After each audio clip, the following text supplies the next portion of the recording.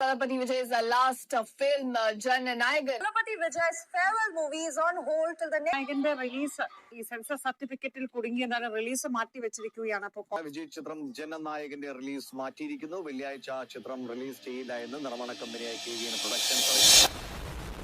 CBFC central board of film certification കഴിഞ്ഞ 2 വീക്കായിട്ട് south ഇന്ത്യയിൽ trending ആയിട്ടുള്ള ഒരു കാര്യമാണിത്. ഇപ്പോൾ തന്നെ ജനനായകൻ്റെ റിലീസ് പോസ്റ്റ്പോൺ ചെയ്തു. അതുപോലെ പരാശക്തിക്ക് 14+ കട്ട്സാണ് ചോദിച്ചിരുന്നത്. ലാസ്റ്റ് പരാശക്തി റിലീസ് ചെയ്തു. പക്ഷെ സിനിമ കാണുന്നവർക്ക് അറിയാം, അതായത് ഒരു ചെറിയൊരു സീനോ അല്ലെങ്കിൽ അവിടെ നിന്ന് ചെറിയൊരു കട്ടൊക്കെ ഉണ്ടായാൽ തന്നെ അത് അതിൻ്റെ നരേറ്റീവ്, ആ ഒരു സിനിമ നരേറ്റീവ് ചെയ്യണതിൻ്റെ ആ രീതിക്ക് തന്നെ ഭയങ്കരമായിട്ട് എഫക്റ്റ് ചെയ്യും. ഇത് നല്ലതുപോലെ എഫക്റ്റ് ചെയ്യുന്നതാണ്. അപ്പോഴാണ് പരാശക്തി എന്ന് പറയുന്ന ആ ഒരു മൂവിക്ക് 40+ കട്ട്സാണ് ചോദിച്ചിട്ടുള്ളത്. അതിൻ്റെ ഡയറക്ടർ പറഞ്ഞു നടക്കില്ല, ഇത്രയും കട്ട്സ് പറഞ്ഞ ഇങ്ങനെ ചെയ്താൽ തന്നെ അതിൻ്റെ ആ ഒരു നരേറ്റീവും അതിൻ്റെ ഒരു സ്ക്രീൻ പ്ലേയും ഭയങ്കരമായിട്ട് മാറും, അത് സ്റ്റോറിനെ നന്നായി എഫക്റ്റ് ചെയ്യുന്നു പറഞ്ഞിട്ടുണ്ടായിരുന്നു. അവസാനം എന്തൊക്കെയോ ആ ഇഷ്യൂസൊക്കെ സോർട്ട് ഔട്ട് ചെയ്തിട്ട് ഇപ്പോൾ പടം റിലീസ് ചെയ്തു. പിന്നെ ജനനായകനെ കേസ് ഞാൻ പറയണ്ടല്ലോ, പടം റിലീസിന് 2 ദിവസം മുന്നെയാണ് പോസ്റ്റ്പോൺ ചെയ്തത്. ഞാനിപ്പോൾ ഈ വീഡിയോ റെക്കോർഡ് ചെയ്യുന്ന ഒരു ടൈമിൽ ഇതുവരെയായിട്ട് ഒഫീഷ്യൽ റിലീസ് ഡേറ്റോ വേറെ എന്നാ റിലീസ് ചെയ്യണേ അങ്ങനെയൊന്നും വന്നിട്ടില്ല. അപ്പം ഇന്നത്തെ വീഡിയോയിൽ ഞാൻ നിങ്ങൾക്ക് പറഞ്ഞുതരാൻ പോകുന്നത്, അതായത് ഇതിൻ്റെയൊക്കെ സ്റ്റാർട്ട് എവിടുന്നാണ്, ഈ CBFC ഇതിൻ്റെ ഒരു ഒറിജിൻ എവിടുന്നാണ്, ഇതെങ്ങനെയാണ് തുടങ്ങുന്നത്, ഇതിൻ്റെ ഒരു പ്രോസസ്സ് എങ്ങനെയാണ്, എത്ര തരം സർട്ടിഫിക്കറ്റ്സ് ഉണ്ട്, അങ്ങനെയൊക്കെയാണ് ഞാൻ പറയാൻ പോകുന്നത്. പിന്നെ ഞാൻ ഇതിനെക്കുറിച്ച് അന്വേഷിച്ചപ്പോൾ, അതായത് നമ്മൾ റിസർച്ച് ചെയ്തപ്പോഴാണ് ഞാൻ മനസ്സിലായത് ഇപ്പം നടക്കുന്ന പ്രശ്നം ഒന്നുമല്ല, ഇതൊരു വെറും 10%. ഇതൊക്കെ ചെറിയ പ്രശ്നമാണ്. ഇതിലും വലിയ പ്രശ്നങ്ങൾ മുന്നേ ഉണ്ടായിട്ടുണ്ട്. നമ്മളതൊന്നും നോട്ടീസ് ചെയ്യാത്ത നമുക്ക് ചിലപ്പോൾ അറിഞ്ഞിട്ടുണ്ടാവില്ല, അത്രേ ഉള്ളൂ. പക്ഷെ ഞാൻ അന്വേഷിച്ചപ്പോഴാണ് മനസ്സിലായത് എൻ്റെ പൊന്നേ അതൊക്കെയാണ് പ്രശ്നം, ഒന്നുമല്ല. അപ്പോൾ ഇതൊരു 2 പാർട്ട് വീഡിയോ ആയിരിക്കും. ഞാനപ്പോൾ ആദ്യം ഇതൊക്കെ എങ്ങനെയാണ് നടക്കുന്നത്, സെൻസർ ബോർഡ് സർട്ടിഫിക്കറ്റ് എങ്ങനെയാണ് തരുന്നത്, ഏതൊക്കെ സർട്ടിഫിക്കറ്റ് ഉണ്ട് പറയും. രണ്ടാമത്തെ പാർട്ടിലായിരിക്കും കുറച്ചുകൂടി ഡീറ്റെയിൽ പറയുന്നത്. ഇതിന് മുന്നേ ഉണ്ടായ ഇൻസിഡൻസ്, ഒരു പടം ബാൻ ചെയ്തിട്ടുണ്ട്, അതുപോലെ 121 കട്ട്സ് അടക്കം ഒരു പടത്തിന് ചോദിച്ചിട്ടുണ്ട്. പിന്നെ കുറേ പടങ്ങൾ ഇറക്കിയിട്ടില്ല. എക്സാമ്പിൾ പറഞ്ഞാൽ മങ്കിമാനോടെ റിലീസ് ഉണ്ടായിരുന്നില്ല എന്നാണ് പറയുന്നത്. എന്തോ ചെറിയൊരു പൊളിറ്റിക്കലിൻ്റെ എന്തോ കാര്യം പറഞ്ഞിട്ട്. ഓക്കെ, അപ്പോൾ തന്നെ നമുക്ക് ഫസ്റ്റ് എത്ര സർട്ടിഫിക്കറ്റ് ഉണ്ട് നോക്കാം. 4 സർട്ടിഫിക്കറ്റാണുള്ളത്. അതിൽ U ബാർ A പിന്നെ S. ഇതിൽ S എല്ലാവർക്കും അത്ര ഫെമിലിയർ ആയിരിക്കില്ല, കാരണം ഇത് അധികം അങ്ങനെ പറഞ്ഞ് നമ്മൾ കേട്ടിട്ടില്ല, അധികം ട്രെൻഡ് ആയിട്ടില്ല. ഇങ്ങനെ ഒരു സർട്ടിഫിക്കറ്റ് ഉണ്ടെന്ന് പോലും മിക്ക പേർക്കും അറിയത്തില്ല. യൂണിവേഴ്സൽ. ഈ സർട്ടിഫിക്കറ്റ് ഇട്ടുള്ള മൂവീസൊക്കെ ഭയങ്കര ക്ലീൻ ആയിരിക്കും. ഇതിലധികം വയലൻസ് ഉണ്ടാവത്തില്ല, ബാഡ് വേർഡ്സ് ഉണ്ടാവത്തില്ല. ഇതിൽ ഏത് ഏജിലുള്ള ആൾക്കാരും കാണാം, റെസ്ട്രിക്ഷൻസ് ഇല്ല, ഇന്ന ഏജ് റെസ്ട്രിക്ഷൻസ് ഇല്ല, ആർക്ക് വേണമെങ്കിലും കാണാം. U bar A universal with parental guidance. ഈ ഒരു സർട്ടിഫിക്കറ്റാണ് മോസ്റ്റ്ലി മെജോറിറ്റി മൂവ്സിനും കിട്ടാറ്. ഇതെന്ന് വെച്ചിട്ടുണ്ടെങ്കിൽ ഒരു സ്പെസിഫിക് ആയ ഏജ് ലിമിറ്റിന് മേലെയുള്ള പിള്ളേർ അല്ലെങ്കിൽ ചിൽഡ്രൻസ് അല്ലെങ്കിൽ വരുന്നുണ്ടെങ്കിൽ അവരുടെ ഒപ്പം പാരൻസ് നിർബന്ധമായിരിക്കും. എക്സാമ്പിൾ പറയണമെങ്കിൽ U bar A 7+, U bar A 16+, U bar A 13+. ഈ U ബാർ A 13+ ആണ് നമ്മുടെ PG-13.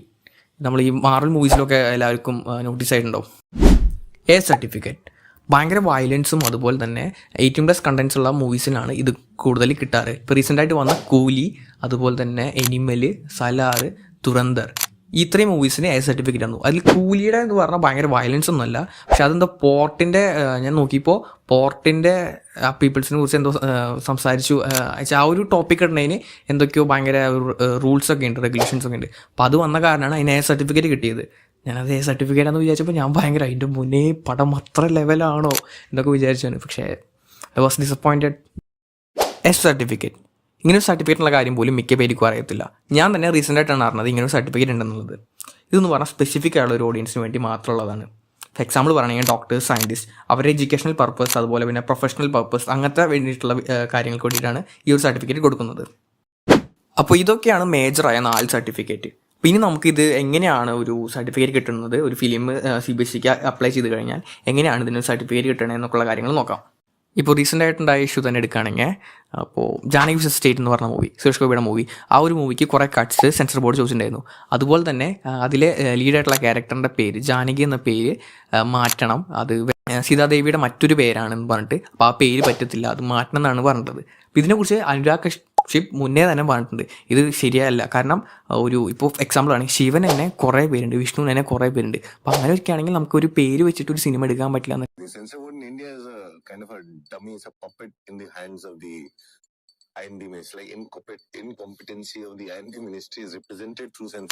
ഓക്കെ, അപ്പോൾ ഇനി എങ്ങനെയാണ് സെൻസർ ബോർഡ് ഒരു ഫിലിമിന് സർട്ടിഫിക്കറ്റ് തരുന്നതെന്ന് നോക്കാം. ഒരു സിനിമ അതിൻ്റെ പോസ്റ്റ് പ്രൊഡക്ഷൻ എല്ലാം കംപ്ലീറ്റ് ചെയ്ത് കഴിഞ്ഞാൽ പിന്നെ നെക്സ്റ്റ് സ്റ്റെപ്പ് എന്ന് പറയുന്നത് സെൻസർ സർട്ടിഫിക്കറ്റ് ആണ്. ഈ ഒരു സെൻസർ സർട്ടിഫിക്കറ്റ് കിട്ടാൻ വേണ്ടിയിട്ട് നമ്മൾ CBFCക്ക് അപ്ലൈ ചെയ്യും ആ ഒരു സിനിമ. അങ്ങനെ അപ്ലൈ ചെയ്ത ആ ഒരു സിനിമ ഫസ്റ്റ് സെൻസർ ബോർഡിൽ ഒരു എക്സാമിൻ കമ്മിറ്റിയാണ് നോക്കുക. അതിൽ 4 മെമ്പേഴ്സ് ഉണ്ട്. ആ 4 മെമ്പേഴ്സിൽ 2 പേര് സ്ത്രീകളായിരിക്കും. എന്നിട്ട് അവരാണ് തീരുമാനിക്കുക ഇതിന് ഏത് സർട്ടിഫിക്കറ്റ് വേണമെന്നുള്ളത്. ഇൻ കേസ് അവിടെ വല്ല പ്രശ്നം ഉണ്ടാവുകയാണെങ്കിൽ ഈ ഒരു ഫിലിം നേരെ റിവൈസിങ് കമ്മിറ്റിക്ക് കൊടുക്കും. പക്ഷെ ഇവിടെ പ്രശ്നം എന്താ വെച്ചിട്ടുണ്ടെങ്കിൽ ഇവിടെ ഈ ഒരു കമ്മിറ്റി മെമ്പേഴ്സിലിരിക്കുന്ന എല്ലാവരും ഫിലിം ബാക്ക്ഗ്രൗണ്ടുള്ള ആൾക്കാരായിരിക്കണം എന്നില്ല. ഈ സെൻസർ ബോർഡിൻ്റെ ബോർഡ് മെമ്പേഴ്സും ചെയർമാൻ അടക്കം മിക്ക പേരേനെയും അപ്പോയിൻറ്റ് ചെയ്യുന്നത് ministry of information and broadcasting ആണ്. പക്ഷേ ഇവിടെ മെയിൻ പ്രശ്നം എന്ന് വെച്ചിട്ടുണ്ടെങ്കിൽ ഈ അപ്പോയിൻറ്റ് ചെയ്യുന്ന മിക്ക പേർക്കും ഒരു സിനിമ ബാക്ക്ഗ്രൗണ്ട് ഉണ്ടാവണമെന്നില്ല. അപ്പോൾ ഇതൊക്കെയാണ് മേജറായിട്ടുള്ള കാര്യങ്ങൾ. എത്ര സർട്ടിഫിക്കറ്റ് ഉണ്ട്, അതുപോലെ ഒരു സെൻസർ സർട്ടിഫിക്കറ്റ് എങ്ങനെയാണ് ഒരു ഫിലിമിന് കിട്ടണമെന്ന കാര്യം നമ്മൾ ഈ ഒരു വീഡിയോയിൽ കവർ ചെയ്ത് പോയി. ഇനി പാർട്ട് 2 ആണ് ഞാൻ കുറച്ചും കൂടി ഡീറ്റെയിൽ ആയിട്ട് പറയാൻ പോകുന്നത്. മുന്നത്തെ കുറേ ഇഷ്യൂസ് PK മൂവി റിലീസായപ്പോൾ ഉണ്ടായ കാര്യങ്ങളും, അതുപോലെ തന്നെ ഉടുത്ത പഞ്ചാബ് എന്ന് പറഞ്ഞൊരു പടമുണ്ട്. ആ ഒരു പടത്തിന് 121 കട്ട്സാണ് സെൻസർ ബോർഡ് ചോദിച്ചത്. അതുപോലെ സന്തോഷ് എന്ന് പറഞ്ഞൊരു പടമുണ്ട്. അത് ഈ പോലീസ് ബ്രൂട്ടാലിറ്റി, പിന്നെ ഈ പോലീസുകാരുടെ ഈ ഫേക്ക് കേസ് ചാർജ് ചെയ്യണം, അങ്ങനത്തെ കുറേ കാര്യങ്ങളും അങ്ങനത്തെ വിഷയങ്ങൾ ചർച്ച ചെയ്ത് പോകുന്ന ഒരു പടമാണ്. ആ പടം ഇവർ പറഞ്ഞു ഇതിറക്കാൻ പറ്റില്ല, അവരങ്ങനെ ബാൻ ചെയ്ത് കളഞ്ഞു. അങ്ങനെയൊക്കെ കുറേ കാര്യങ്ങളുണ്ടായിരുന്നു. നിങ്ങൾ ആലോചിച്ച് ഒരു ഡയറക്ടർ ഒരു പടം അതിൻ്റെ സ്ക്രാച്ചിൽ നിന്ന് ചെയ്ത് തുടങ്ങിയിട്ട് ലാസ്റ്റ് റിലീസ് പോസ്റ്റ് പ്രൊഡക്ഷൻ എല്ലാം കഴിഞ്ഞ് എങ്ങനെയോ പടം എടുത്തിട്ട് റിലീസിനെത്തിയപ്പോൾ ഇവർ പറയാണ് ഇത് മക്കളെ ഇത് നമുക്ക് ഇറക്കാൻ പറ്റില്ല, ഈ പടം ഇപ്പോൾ ബാൻ ചെയ്ത് കളഞ്ഞേക്ക് ഇത് പറഞ്ഞാൽ അതെങ്ങനെ ഉണ്ടാവും. അപ്പം അങ്ങനെ കുറേ കാര്യങ്ങളുണ്ടായിട്ടുണ്ട് പണ്ട്. അത് ഇപ്പോൾ നമ്മുടെ ഇപ്പോൾ റീസെൻ്റായിട്ട് വന്ന നമുക്ക് അടുത്തായിട്ട് വന്ന ഇഷ്യൂ എന്ന് പറയുന്നത് ജാനുവരി സ്റ്റേറ്റ് ആണ്. ഇപ്പം പിന്നെ ജനനായകം വന്നു. പക്ഷേ നോർത്ത് ഇന്ത്യയിൽ ഇതിനും കൂടുതൽ കുറേ കാര്യങ്ങൾ ഉണ്ടായിട്ടുണ്ട്. അപ്പോൾ അതൊക്കെ ആയിരിക്കും നമ്മൾ മോസ്റ്റ്ലി സെക്കൻഡ് പാർട്ടിൽ നമ്മൾ ചർച്ച ചെയ്യാൻ പോകുന്നത്. എനിക്കറിയാം വീഡിയോ കുറച്ച് ഷോക്കാണെന്ന്, പക്ഷേ ഞാൻ ഫസ്റ്റ് എഡിറ്റ് ചെയ്ത് വെച്ചിട്ടുണ്ടായിരുന്നത്. അത് എഡിറ്റ് ചെയ്തുകൊണ്ടിരിക്കുമ്പോൾ ആ ഫയൽ അങ്ങനെ ക്രഷായി. അപ്പോൾ അതങ്ങനെ പോയി. ലാസ്റ്റ് എനിക്ക് ഭ്രാന്ത് വന്നിട്ട് ഞാൻ ഇപ്പോൾ കുറേ ദിവസമായി ഞാൻ എഡിറ്റ് ചെയ്ത് ഇങ്ങനെ വരുന്നു. ലാസ്റ്റാണ് എത്തിയപ്പോഴാണ് അത് ക്രഷായി പോയത്. അപ്പോൾ ഇത് ഞാൻ എഡിറ്റ് ചെയ്ത് ഒഴിവാക്കിയതാണ്. ആ ഒരു റെക്കോർഡ് ചെയ്ത് മൊത്തം ഇട്ടിട്ട് എങ്ങനെയും, കാരണം 2 ദിവസം കഴിഞ്ഞാൽ ജനനായകൻ്റെ റിലീസ് ഡേറ്റ് അല്ലെങ്കിൽ അതിൻ്റെ ഒരു ഫൈനൽ അനൗൺസ്മെൻറ്റ് വരും. അപ്പോൾ അത് വന്നു കഴിഞ്ഞാൽ ഈ ഒരു ഹുക്കും ഇതൊക്കെ പോകും. അപ്പോൾ വേഗം എഡിറ്റ് ചെയ്തിട്ട് അപ്ലോഡ് ചെയ്യാന്നുള്ള മൈൻഡിൽ വേഗം എഡിറ്റ് ചെയ്ത് വെച്ചതാണ്. വീഡിയോ ഷോക്കാണെന്ന് എനിക്കറിയാം. ഓക്കെ, അപ്പോൾ നെക്സ്റ്റ് വീഡിയോയിൽ ഞാനത് ക്ലിയർ ചെയ്യാൻ നോക്കുന്നതായിരിക്കും. അപ്പോൾ വീഡിയോ ഇഷ്ടപ്പെട്ടിട്ട് ലൈക്ക് ചെയ്യുക, സബ്സ്ക്രൈബ് ചെയ്യുക, ചാനൽ സബ്സ്ക്രൈബ് ചെയ്യുക. കാരണം നമ്മൾ ഇവിടെ സിനിമയെ കുറിച്ച് സംസാരിക്കുക, അങ്ങനെ കുറച്ച് കാര്യങ്ങളൊക്കെ സംസാരിക്കുന്ന ഒരു കുഞ്ഞ് ചാനൽ, അത്രയേ ഉള്ളൂ. അപ്പോൾ അടുത്ത വീഡിയോ കാണുന്നതായിരിക്കും. ബൈ.